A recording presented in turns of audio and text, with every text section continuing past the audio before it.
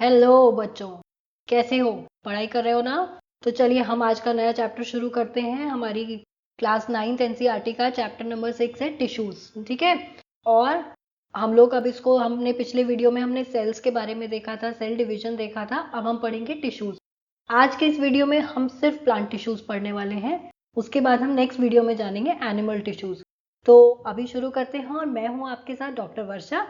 चलें शुरू करें। Let's start. तो हमने देखा कि सेल्स जो होते हैं डिफरेंट टाइप्स के सेल्स हैं, डिफरेंट डिफरेंट काइंड्स के सेल्स हैं। ठीक है। यहाँ क्या होता है, जब ये डिफरेंट टाइप्स के सेल्स एक साथ मिलके ग्रुप में कोई फंक्शन परफॉर्म करते हैं। अब ये डिफरेंट टाइप भी हो सकते हैं और सिमिलर टाइप के सेल्स भी हो सकते हैं।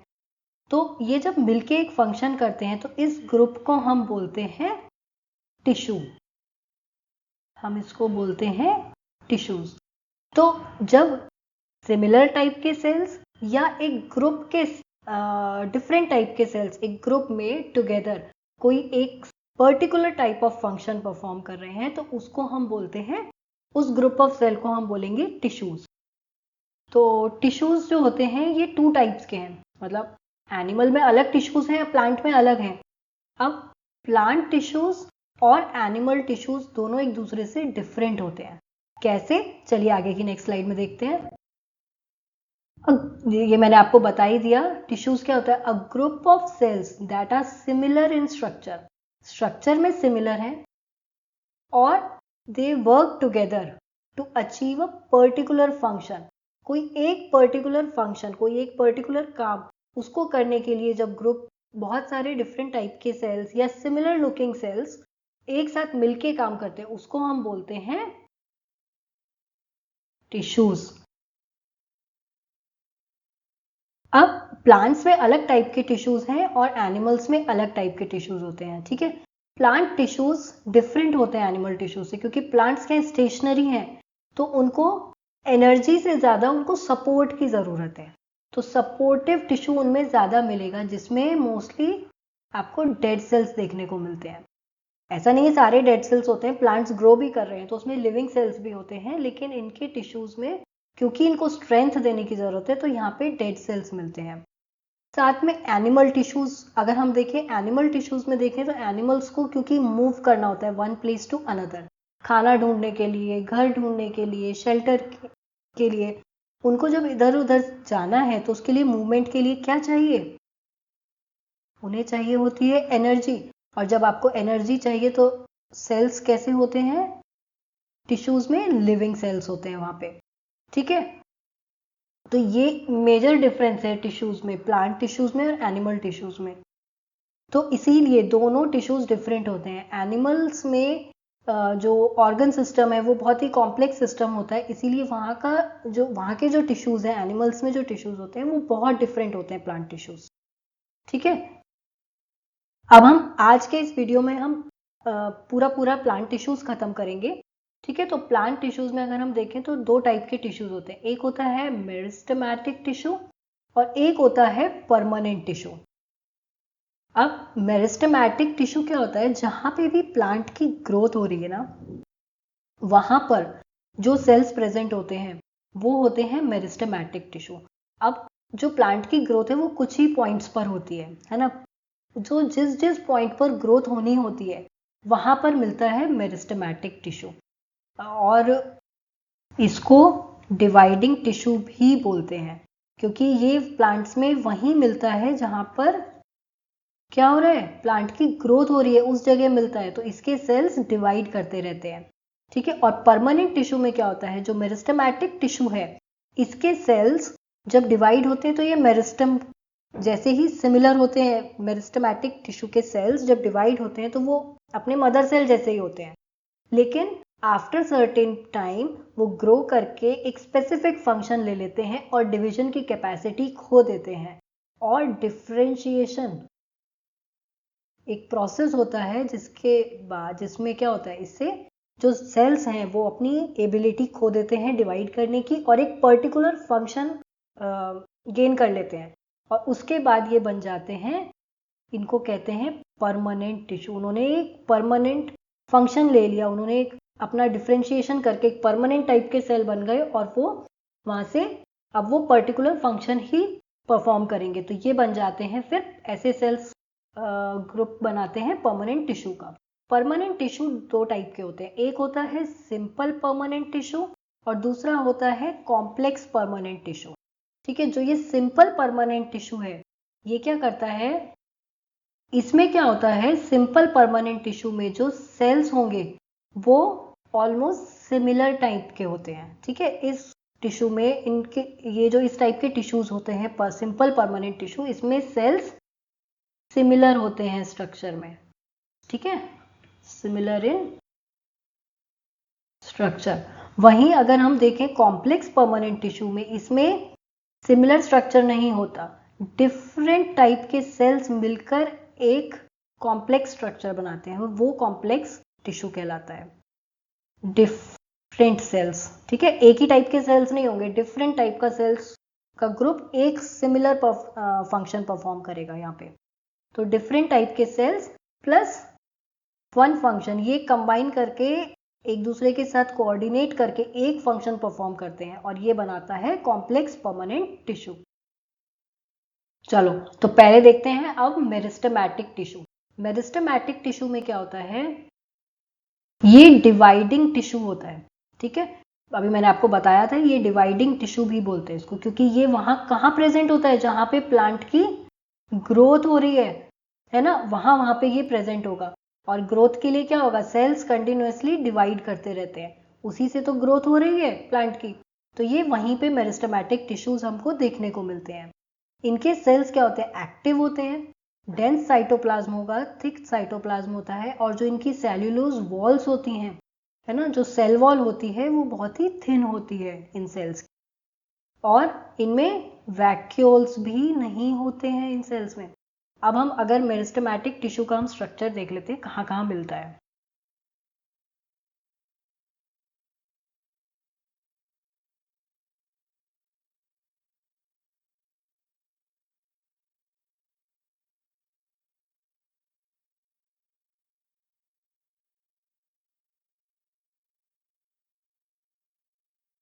अब हम अगर ये स्ट्रक्चर देखें तो ये जो है ये है एपेक्स।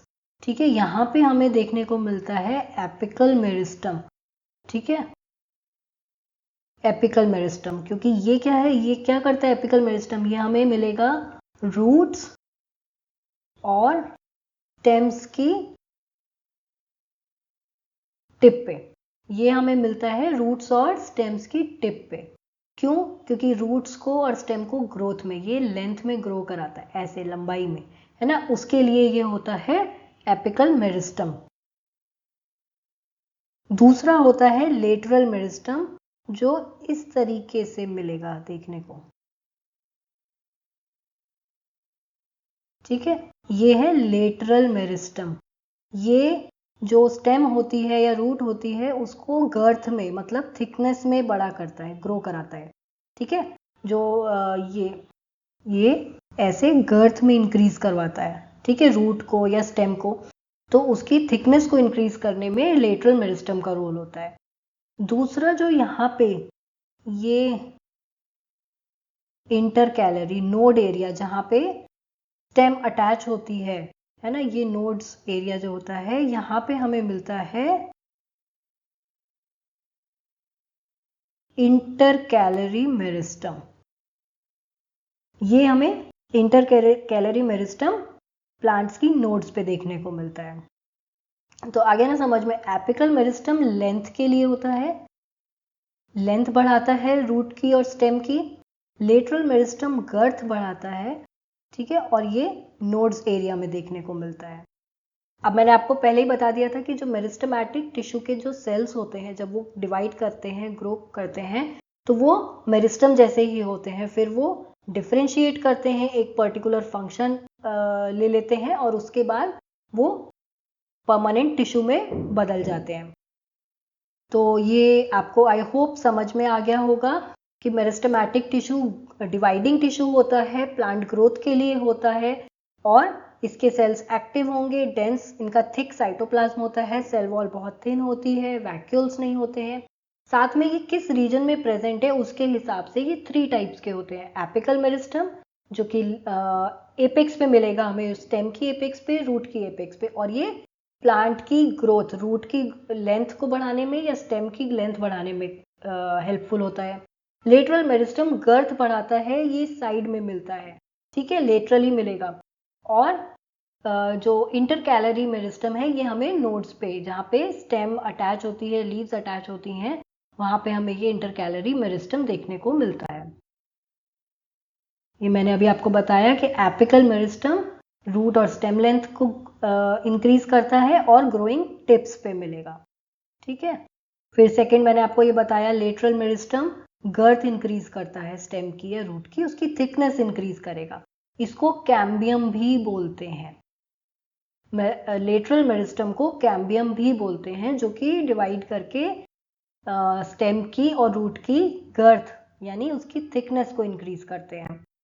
तीसरा होता है इंटर कैलरी मेरिस्टम, जो कि नोड्स के पास मिलता है, जहां पर स्टेम या ब्रांच या लीव्स अटैच होंगी, वो नोड वाला एरिया होता है, ठीक है। इसके बाद क्या होता है परमानेंट टिश्यू, जो कि परमानेंट टिश्यू क्या होता है, ये इन्होंने अपनी डिवाइड करने की एबिलिटी को लूज कर दिया, they don't divide any more, है ना। अब ये डिवाइड नहीं करते और एक पर्टिकुलर फंक्शन परफॉर्म करना शुरू कर देते हैं, इस प्रोसेस को बोलते हैं डिफरेंशिएशन, और इससे बनते हैं परमानेंट टिश्यूज। तो इसमें हमारे पहला होता है सिंपल परमानेंट टिश्यू और दूसरा होता है कॉम्प्लेक्स, ये मैंने अभी आपको बताया, ठीक है। परमानेंट टिश्यू में सिंपल परमानेंट टिश्यू और कॉम्प्लेक्स परमानेंट टिश्यू। ये जो सिंपल परमानेंट टिश्यू होता है ये एक ही टाइप के सेल से बना होता है, ये मैंने आपको भी बताया था। अब प्लांट्स में 3 टाइप के सिंपल परमानेंट टिश्यूज मिलते हैं, एक होता है पैरेन्काइमा, कॉलेनकाइमा एंड स्क्लेरेन्काइमा। अभी हम इनको डिटेल में पढ़ते हैं सबको। तो अगर आप ये स्ट्रक्चर देखोगे ना स्टेम का, हमने क्या करा है, स्टेम को ऐसे ऐसे ऐसे ट्रांसवर्स सेक्शन में कट किया, और हमने क्या करा, उसका एक स्लाइस लेके जब उसमें माइक्रोस्कोप में देखा तो हमें ये स्ट्रक्चर दिखाई देता है। अब अगर आप देखो तो ये जो ऊपर वाली लेयर होती है ना, ये सेल्स की लेयर होती है एपिडर्मिस, ठीक है। आप इसमें जो लिखा हुआ है इस पे मत जाइए, ये जो ऊपर वाली लेयर है ये है एपिडर्मिस। इसके बाद कुछ लेयर्स, एपिडर्मिस के बाद कुछ नीचे लेयर्स होती हैं पैरेन्काइमा की, और उसके नीचे हमें ये फ्लोएम और जाइलम दिख रहा है, ये है फ्लोएम और ये है जाइलम, ये है फ्लोएम, ये है जाइलम, ठीक है। आई होप दिख रहा हो, ये फ्लोएम और जाइलम ये मिलके बनाता है वैस्कुलर बंडल, ये कंडक्ट करते हैं, ये कॉम्प्लेक्स टिश्यूज हैं फ्लोएम और जाइलम, ये सिंपल परमानेंट में नहीं आते। तो अभी जो एपिडर्मिस है ये सबसे ऊपर वाली लेयर होती है, ये सिंगल लेयर होती है सेल्स की, ठीक है। उसके नीचे आता है हमारा कुछ लेयर नीचे, अगर हम एपिडर्मिस के नीचे जाएं तो हमें पैरेन्काइमा देखने को मिलता है। अब ये पैरेन्काइमा क्या है इसको डिटेल में जानते हैं। पैरेन्काइमा सबसे कॉमन टाइप का टिश्यू होता है जो हमें प्लांट्स में देखने को मिलेगा, ठीक है। इसके सेल्स स्पेशलाइज नहीं होते और इनकी सेल वॉल बहुत थिन होती है, लिविंग सेल्स हैं, लूजली अरेंज्ड होते हैं, मतलब कि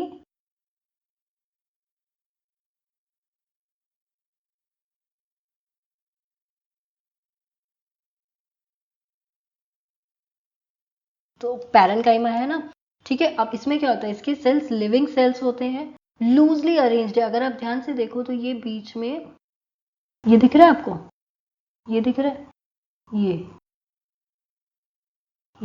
ये जो स्पेस है ये कहलाता है, ये स्पेस कहलाता है इंटरसेल्यूलर स्पेस। ये मतलब इंटरसेल्यूलर मतलब सेल्स के बीच का स्पेस, ठीक है। तो सेल्स के बीच में जो स्पेस है, इंटर मीन्स बीच में, सेल्स के बीच में जो स्पेस है ये होता है इंटरसेल्यूलर स्पेस। तो इसके जो पैरेन्काइमा के सेल्स होते हैं ये लूजली अरेंज्ड होते हैं, और ये जो बीच में गैप होता है ये होता है इंटरसेल्यूलर स्पेस। और पैरेन्काइमा का मेन फंक्शन होता है खाना स्टोर करना, दे स्टोर्स फूड। ये तो इसका स्ट्रक्चर हो गया, ठीक है। अगर हम देखें कि एपिडर्मिस के नीचे, अगर आप डायग्राम देखोगे आपकी बुक में तो आपको एपिडर्मिस के नीचे एक लेयर मिलती है ठीक है, वो कॉलन काइमा है। कॉलन काइमा हमें सब में नहीं मिलता है, ये ज़्यादातर हमको क्लाइंबर्स वगैरह में देखने को मिलेगा। ये फ्लेक्सिबिलिटी प्रोवाइड कराता है। फिर जो इसके नीचे होता है ये होता है पैरेन्काइमा। एपिडर्मिस के बाद पैरेन्काइमा। तो ये जो पैरेन्काइमा होता है इसके सेल्स लूजली अरेंज्ड होते हैं। दे हैव इंटरसेल्युलर स्पेसेस, खाना स्टोर करते हैं। इनकी सेल वॉल थिन होती है, ये सेल वॉल इनकी थिन होती है। और लिविंग सेल्स होते हैं, इनमें न्यूक्लियाई होगा।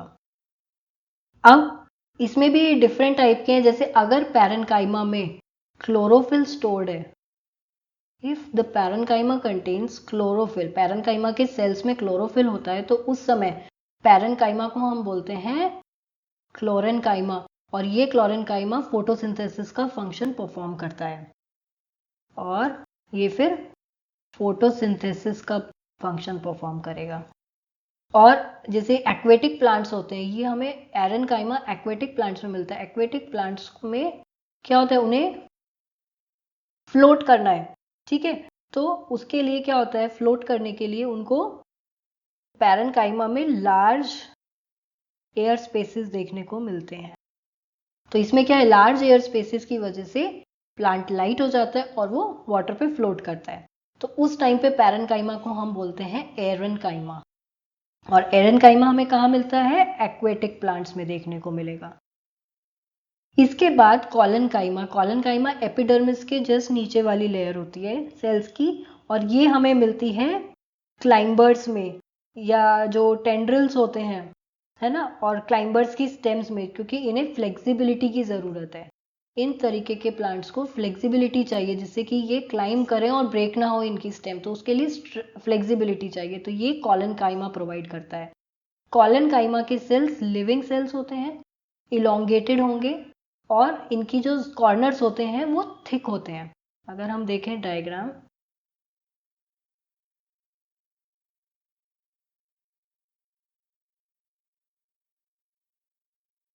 आप अगर अपनी बुक में देखोगे तो इनके जो कॉर्नर्स हैं ना, ये इस तरीके से आपको थिकेंड मिलेंगे।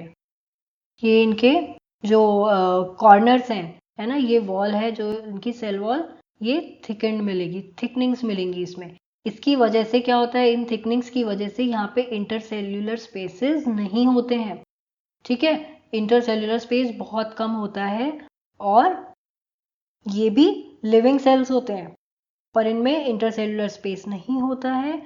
और ये प्लांट को क्या प्रोवाइड करते हैं, ये मैकेनिकल सपोर्ट प्रोवाइड करता है। कॉलनकाइमा मैकेनिकल सपोर्ट, मतलब बेसिकली फ्लेक्सिबिलिटी तो दे ही रहा है क्लाइंबर्स को, साथ में प्लांट्स को मैकेनिकल सपोर्ट भी देता है। ये कॉलनकाइमा हमें कहाँ मिलता है प्लांट्स में, ये हमें मिलेगा लीफ स्टॉक। लीफ स्टॉक में बिलो एपिडर्मिस हमें कॉलनकाइमा मिलता है। लीफ स्टॉक क्या है, ये स्टेम है ना,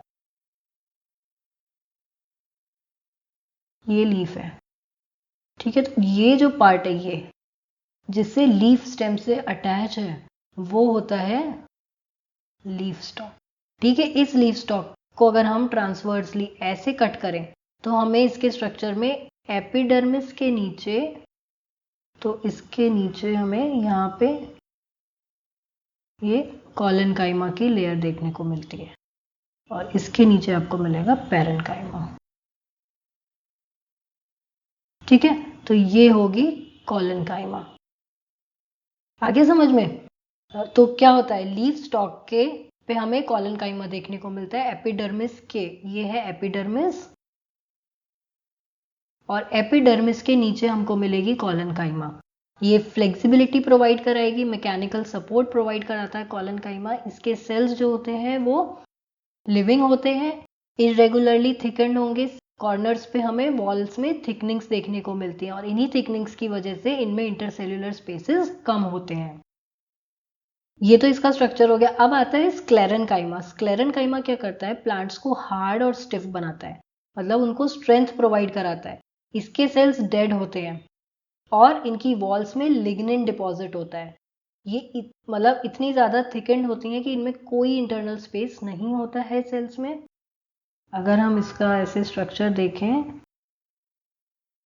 तो इनकी सेल वॉल बहुत ज़्यादा थिकेंड होंगी। ये लिग्निफाइड वॉल्स होती हैं, लिग्निफाइड सेल वॉल। और ये इतनी थिक होती हैं कि इसकी वजह से जो इनका इंटरनल स्पेस है, इंटरनल स्पेस ये नैरो होता है, नैरो इंटरनल, नैरो ल्यूमेन। और ये डेड सेल्स होते हैं और इसका मेन फंक्शन वो क्या है, स्ट्रेंथ प्रोवाइड कराना। अगर हम इसको ट्रांसवर्स सेक्शन में देखें तो इसके सेल्स इस तरीके से देखने को मिलते हैं, जिसमें ये जो है ये लिग्निफाइड सेल वॉल है, ठीक है। और ये जो होता है ये है ल्यूमेन, नैरो ल्यूमेन। तो ये तो हमने ऐसे ट्रांसवर्स, जैसे ये प्लांट है तो हमने इसको ऐसे ट्रांसवर्स सेक्शन में देखा तो ये ऐसे है, और अगर हम इसको इस तरीके से कट करेंगे तो हमें ये इस तरीके से दिखाई देगा, ठीक है। ये होता है लॉन्गिट्यूडनल सेक्शन जब हम लंबे में लेते हैं, और अगर हम हॉरिजॉन्टल उसमें लेंगे तो ये ट्रांसवर्स सेक्शन होगा। अब ये हो गया कि इसकी वॉल्स थिकेंड होती हैं लिग्निन से, इंटरनल स्पेस नहीं होता है, लॉन्ग एंड नैरो होता है, सेल्स डेड होते हैं और स्ट्रेंथ प्रोवाइड करता है। ये हमें कोकोनट का जो वो कॉयर होता है ना, उसमें देखने को मिलते हैं स्क्लेरेनकाइमेटस टिश्यू। जो हस्क होता है उसके बाहर, जो कोकोनट में हस्क होता है ना, उसमें हमें देखने को मिलता है स्क्लेरेनकाइमेटस टिश्यू। इसके अलावा अगर आप प्लांट्स में जब हम देखते हैं, मैंने बताया epidermis, single layer of cells, ये सबसे ऊपर वाली सिंगल लेयर जो होती है, ठीक है, इसके जो सेल्स होते हैं ये फ्लैट होते हैं।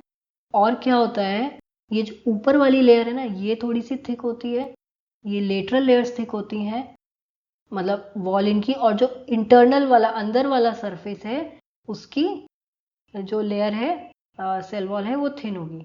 एपिडर्मिस क्या होता है, आउटर लेयर हो गई, मैंने बता दिया आउटर मोस्ट लेयर हो गई, सिंगल लेयर है और प्लांट के पूरे सरफेस पे प्रेजेंट होती है, क्योंकि इसका काम क्या है, प्रोटेक्शन है इसका काम। ये क्या करता है, एक वैक्सी लेयर सिक्रीट करती है अपने सरफेस पे। इससे एक तो क्या होता है, तो ये क्या करता है, जो ये वैक्सी लेयर सिक्रीट करता है, इसके 3 फंक्शंस हैं, ठीक है। एक तो हो गया ट्रांसपिरेशन, उससे प्रोटेक्ट करता है, ट्रांसपिरेशन से जो होने वाला वाटर लॉस है उससे प्रोटेक्ट करती है ये वैक्सी लेयर। क्या होगा, उस वैक्सी लेयर की वजह से जो ट्रांसपिरेशन से होने वाला वाटर लॉस है वो कम हो जाएगा। दूसरा, कोई भी मैकेनिकल इंजरी उससे प्रोटेक्ट करता है प्लांट को। तीसरा, फंगल इन्फेक्शन से प्रोटेक्ट करेगा, फंगल इन्फेक्शन से भी प्रोटेक्शन में ये हेल्प करता है, एपिडर्मिस से सिक्रीट होने वाली वैक्सी लेयर। क्योंकि इसका फंक्शन प्रोटेक्शन है, इसीलिए ये पूरे प्लांट के पूरे एंटायर सरफेस पे हमको देखने को मिलती है। और क्योंकि इसमें प्रोटेक्शन इसका फंक्शन है, इसमें इंटरसेल्यूलर स्पेस भी नहीं होता है, ये आपस में बिल्कुल ऐसे चिपके हुए होते हैं और थोड़े से फ्लैट होते हैं इनके सेल्स। और जो इनकी आउटर, ये मैंने अभी बताया आपको, ये वाली और ये वाली जो वॉल होगी ये थिक होगी, वहीं ये वाली जो है, ये वाली अंदर वाली वॉल, ये वाली वॉल थिन होती है। इसके अलावा हमें एपिडर्मिस में कुछ स्मॉल पोर्स देखने को मिलते हैं, जो लीफ का एपिडर्मिस होता है ना, उस पर हमें कुछ स्मॉल पोर्स देखने को मिलते हैं, ठीक है। ये जो पोर्स होते हैं, जैसे कि ये एपिडर्मिस है,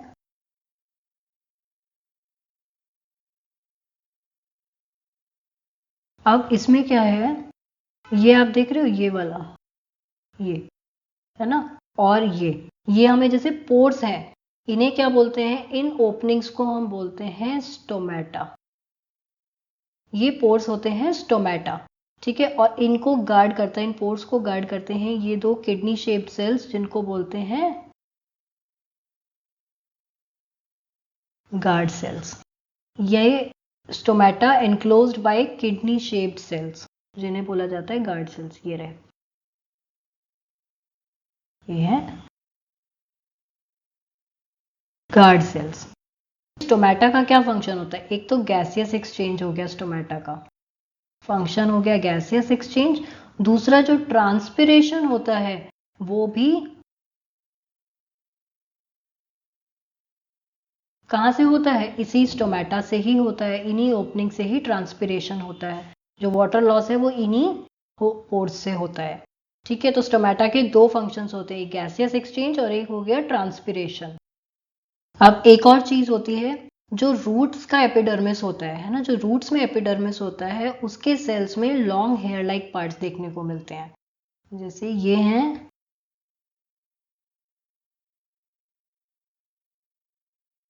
ये इस तरीके से हमें रूट्स के एपिडर्मिस में देखने को मिलता है। ये क्या करते हैं, ये सरफेस एरिया इंक्रीज कर देते हैं। ठीक है, ये सरफेस एरिया इंक्रीज करते हैं ये रूट हेयर्स, और इससे वाटर एब्जॉर्प्शन इंक्रीज होता है, क्योंकि इस एपिडर्मिस का फंक्शन क्या है, जो रूट्स में एपिडर्मिस है इसका फंक्शन है वाटर एब्जॉर्प्शन। तो ये hair like structures surface area increase करते हैं, जिससे ज्यादा वाटर एब्जॉर्ब होता है। और अगर हम डेजर्ट प्लांट्स में देखें तो वहां पे जो ये एपिडर्मिस है, जहां वहां के जो प्लांट्स होते हैं उनका एपिडर्मिस एक थिक वैक्सी कोटिंग अपने ऊपर सिक्रीट करता है प्लांट के ऊपर, उसे बोलते हैं क्यूटिन। ये क्यूटिन क्या होता है, ये किस लिए होती है, ये वाटर लॉस प्रिवेंट करने के लिए होती है। वैक्सी कोटिंग सभी प्लांट्स में सिक्रीट हो रही है थोड़ी बहुत, लेकिन जैसे लीव्स पे आपने देखा होगा पानी डालते हैं तो लीव्स वेट नहीं होती हैं, पानी बह जाता है उन पे से। ठीक है, वो इसी वैक्सी कोटिंग की वजह से होता है। लेकिन यहाँ जो डेजर्ट प्लांट्स में होता है ये वैक्सी कोटिंग बहुत ज़्यादा थिक होती है, जिसे बोलते हैं, ये बनी होती है क्यूटिन की। और ये मेजरली वहाँ पे जो वाटर लॉस होता है, क्योंकि वहाँ पानी की कमी है, तो इसलिए वाटर लॉस को प्रिवेंट करने के लिए, ट्रांसपीरेशन से होने वाले वाटर लॉस को प्रिवेंट करने के लिए ये थिक वैक्सी कोटिंग होती है प्लांट्स में। तो ये हो गया एपिडर्मिस। अब नेक्स्ट हम पहुंचेंगे कॉम्प्लेक्स परमानेंट टिश्यू पे। ठीक है, अभी तक हमने सिंपल परमानेंट टिश्यू पढ़ा था, जिसमें मेन होते हैं पैरेन्काइमा, कॉलेनकाइमा, स्क्लेरेन्काइमा। ठीक है, पैरेन्काइमा में लिविंग सेल्स होते हैं, अनस्पेशलाइज सेल्स होंगे, थिन सेल वॉल होगी। और पैरेन्काइमा में भी दो टाइप के मिलेंगे, मतलब अगर उसमें क्लोरोफिल प्रेजेंट है तो वो क्लोरेन्काइमा कहलाता है, और अगर उसमें एयर स्पेसेस ज़्यादा है, जैसे कि एक्वेटिक प्लांट्स में होता है, उसको एरेन्काइमा बोलते हैं। ठीक है, इनमें एयर स्पेसेस भी प्रेजेंट होगा। वहीं अब हम अगर कॉलेनकाइमा की बात करें तो वो फ्लेक्सिबिलिटी प्रोवाइड कराएगा प्लांट को, जैसे कि क्लाइंबर्स हो गए, उनकी स्टेम्स में मिलेगा ताकि वो स्टेम ब्रेक ना हो। दूसरा, हमें ये लीफ स्टॉक पे भी मिलता है देखने को। ठीक है, क्योंकि ये स्ट्रेंथ प्रोवाइड करा रहा है। और इसके जो सेल्स होते हैं इनमें सेल वॉल्स थिक होती है, और इंटरसेल्यूलर स्पेसेस थोड़े से कम होंगे। ठीक है, या ना के बराबर मिलते हैं बिकॉज ऑफ थिकनिंग्स। तीसरा होता है स्क्लेरेन्काइमा, जो कि डेड सेल्स का बना होता है, और इसमें बहुत ज़्यादा उसकी सेल वॉल थिकेंड होती हैं, और ल्यूमेन जो होता है उनका जो इंटरनल स्पेस है सेल का वो बहुत कम होता है। और ये जो स्क्लेरेन्काइमा होता है ये प्लांट को स्ट्रेंथ प्रोवाइड कराता है। ये हो गया। अब हम आते हैं कॉम्प्लेक्स परमानेंट टिश्यू पे, जो कि अभी तक सिंपल परमानेंट टिश्यू क्या था, सिंगल टाइप ऑफ सेल से बने थे। ठीक है, एक ही तरीके के सेल। यहाँ पर क्या होता है, more than one type of cells, अलग अलग टाइप के सेल्स मिलके एक कंबाइंड फंक्शन कर रहे होते हैं, और वो बनाते हैं कॉम्प्लेक्स परमानेंट टिश्यू। कॉम्प्लेक्स इसलिए क्योंकि इसमें more than one type of cells है, एक ही टाइप का सेल नहीं है, अलग अलग टाइप के सेल्स हैं। और मिलकर ये सारे सेल्स क्या कर रहे हैं, एक ही कॉमन फंक्शन परफॉर्म करते हैं। जैसे कि इसके दो एग्जाम्पल्स हैं, जाइलम एंड फ्लोएम। जाइलम और फ्लोएम को हम वैस्कुलर बंडल बोलते हैं, मिलके ये दोनों बनाते हैं वैस्कुलर बंडल। क्योंकि इनका काम क्या है, जाइलम क्या करता है, रूट से वाटर एंड मिनरल्स को प्लांट्स के दूसरे पार्ट तक ट्रांसपोर्ट करता है। वहीं फोटोसिंथेसिस से होने, लीव्स में फोटोसिंथेसिस के बाद जो खाना बन रहा है, फूड बन रहा है, उसको फ्लोएम लीव्स से लेकर के दूसरे प्लांट के पार्ट्स तक पहुंचाता है। ठीक है, वो काम, खाना पहुंचाने का काम फ्लोएम का है, जाइलम का काम पानी पहुंचाने का है। और ये दोनों मिलके एक साथ मिलके काम करते हैं। अगर हम आगे स्ट्रक्चर देखेंगे तो ये इस तरीके से होते हैं। तो ये मिलके बनाते हैं क्या, वैस्कुलर बंडल। ये मिलके बनता है वैस्कुलर बंडल। अभी डायग्राम आगे आएगा, मैं आपको बस दिखाऊंगी।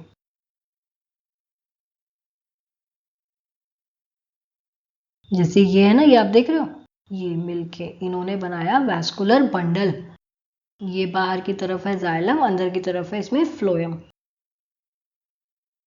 अब जाइलम को अगर हम स्ट्रक्चर देखें तो जाइलम कौन कौन से सेल से मिलके बना है? जाइलम का काम अभी मैंने बताया क्या करना है, वाटर एंड मिनरल्स को ट्रांसपोर्ट करना है रूट से।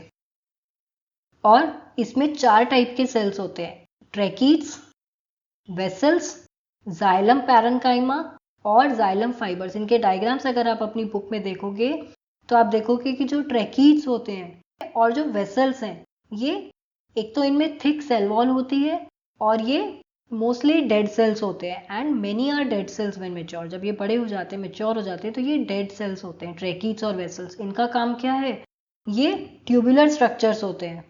ट्रैकीड्स और वेसल्स ट्यूबुलर स्ट्रक्चर्स होते हैं जो कि पानी को ट्रांसपोर्ट कर रहे हैं। ये वाटर एंड मिनरल्स को वर्टिकली, मतलब ऐसे ऊपर की तरफ ट्रांसपोर्ट करते हैं। ये आप देख रहे होगी, ये जाइलम से जा रहा है पानी इस तरीके से, डायग्राम में दिख रहा है ना। तो ये हो गया जाइलम के 2 सेल्स, ट्रैकीड्स और वेसल्स। ये इनकी सेल वॉल थिक होगी और ये मैच्योर होने पे डेड सेल्स होते हैं और ट्यूबुलर स्ट्रक्चर्स होंगे और ट्रांसपोर्ट करते हैं वाटर और मिनरल्स। वहीं जो जाइलम पैरेन्काइमा होता है ना, ये लिविंग सेल्स होते हैं। साथ में ये क्या करते हैं, ये खाना स्टोर करते हैं। इनका काम होता है स्टोरेज ऑफ फूड। ये इस तरीके से देखने को मिलेंगे आपको, ऐसे अरेंज्ड होंगे। ये इनका न्यूक्लियस हो गया। ये है जाइलम पैरेन्काइमा। इसका मेन फंक्शन है स्टोर फूड। चौथा होता है जाइलम फाइबर्स, जो कि बेसिकली सपोर्ट प्रोवाइड कराते हैं। इनका सिर्फ फंक्शन सपोर्टिव है। तो ये चारों सेल्स मिलके जाइलम बनाते हैं और ये जाइलम ये चारों मिलके जाइलम बनाया और इन चारों ने मिलके एक ही फंक्शन परफॉर्म कर रहे हैं। क्या? जो जाइलम का फंक्शन है, जाइलम टिश्यू बना लिया इन्होंने। ये 4 टाइप के सेल्स ने मिलके जाइलम टिश्यू बनाया और ये टिश्यू क्या परफॉर्म कर रहा है, वाटर एंड मिनरल्स को कंडक्ट करने का फंक्शन। ठीक है, तो ये तो हो गया हमारा जाइलम। नेक्स्ट आता है, देखो ये मैंने आपको बता दिया जाइलम के क्या क्या फंक्शंस हैं। Tracheids and vessels are tubular, conducts water and minerals. Parenchyma food store करता है और सपोर्टिव होते हैं जाइलम फाइबर्स। इसके बाद आता है फ्लोएम। फ्लोएम 5 टाइप के सेल से बना है। जाइलम 4 टाइप के सेल से बना था और फ्लोएम बनता है 5 टाइप के सेल से। 5 टाइप ऑफ सेल्स, सॉरी, ये 5 टाइप ऑफ सेल्स कौन कौन से हैं? Sieve cells, sieve tubes, companion cells, phloem fibres and phloem parenchyma. अब इसमें भी आप डायग्राम अपना उसमें देख सकते हो। इसमें क्या होता है, इसमें जो सीव ट्यूब्स होती हैं, ठीक है, ये ट्यूबुलर स्ट्रक्चर होता है, ट्यूबुलर सेल्स होते हैं, ऐसे ट्यूब्स जैसे सेल्स होंगे। और इनमें जो इनकी वॉल्स होती हैं ये परफोरेटेड होती हैं, मतलब इनमें होल्स होते हैं। ये सीव ट्यूब्स परफोरेटेड होती हैं और ट्यूबुलर स्ट्रक्चर्स होते हैं। इसके अलावा इन सीव ट्यूब्स पे आप देखोगे इसमें एंड वॉल भी होती हैं। ये एंड वॉल्स परफोरेटेड होती हैं, जैसे आप ये देख रहे हो इस डायग्राम में, ये देख रहे हो एंड वॉल्स, ये परफोरेटेड है ना। अच्छा, इसमें फाइबर्स को छोड़ दो, फाइबर्स डेड सेल्स होते हैं। और उसके अलावा फ्लोएम के ये बाकी चारों cells, sieve cells, sieve tube, companion cells and phloem parenchyma, ये सारे होते हैं लिविंग सेल्स। लिविंग सेल्स तो sieve cells, sieve tubes, companion cells और फ्लोएम पैरेन्काइमा लिविंग सेल्स होते हैं। फ्लोएम फाइबर्स डेड सेल्स होते हैं। फ्लोएम फाइबर्स वही, यहाँ भी सपोर्टिव फंक्शन है। इसके अलावा जो ये पांचों सेल्स हैं, अब ये मिलके इन्होंने क्या बनाया, टिश्यू, फ्लोएम टिश्यू बनाया। ये फ्लोएम टिश्यू क्या फंक्शन परफॉर्म कर रहा है, ये जो लीव्स में फोटोसिंथेसिस के बाद खाना बना है, फूड बना है, उसको ट्रांसपोर्ट करता है प्लांट के दूसरे पार्ट्स में। तो ये इस तरीके से फ्लोएम टिश्यू अपना फंक्शन परफॉर्म करता है इन पांचों सेल्स की हेल्प से। ये पांचों सेल मिलके एक ही फंक्शन परफॉर्म कर रहे हैं, क्या, फूड ट्रांसपोर्ट करने का। तो ये हो गए कॉम्प्लेक्स टिश्यू, क्योंकि इसमें डिफरेंट टाइप ऑफ सेल्स हैं। फ्लोएम में 5 डिफरेंट टाइप ऑफ सेल्स हैं, जाइलम में 4 डिफरेंट टाइप ऑफ सेल्स थे, पर मिलके सब फंक्शन एक ही कर रहे थे। जाइलम वाटर को ट्रांसपोर्ट कर रहा था रूट से डिफरेंट पार्ट्स में, और फ्लोएम लीफ से फूड को ट्रांसपोर्ट कर रहा है डिफरेंट पार्ट्स में। ये हमारा यहाँ पे प्लांट सेल खत्म हो जाता है। अब प्लांट टिश्यूज खत्म हो जाता है। इसके बाद इस पूरे चैप्टर को आप रीड करिए और अगर आपको कोई भी क्वेरीज हैं, क्वेश्चंस हैं, प्लीज़ कमेंट्स में लिख के बताइएगा। और अगर आपको समझ में आया है सब कुछ अच्छे से तो प्लीज़ इसको शेयर करिएगा अपने फ्रेंड्स के साथ, सब्सक्राइब करिएगा। ऐसे ही बहुत सारे वीडियोस आएंगे और आपके डाउट्स को मैं अभी अगले वीडियो में हम फिर से डिस्कस कर लेंगे। आप मुझे जो भी डाउट्स देंगे कमेंट्स में हम उस पर बात करेंगे। तो उसके लिए हम एक वीडियो लेकर आएंगे, पर कमेंट्स आएंगे तभी मैं लेकर आ पाऊंगी। तो आपको अपने डाउट्स मुझे कमेंट्स में लिख के बताने होंगे। आई होप आप लोगों को समझ में आया और प्लीज़ पढ़ते रहिए। Bye bye, thank you.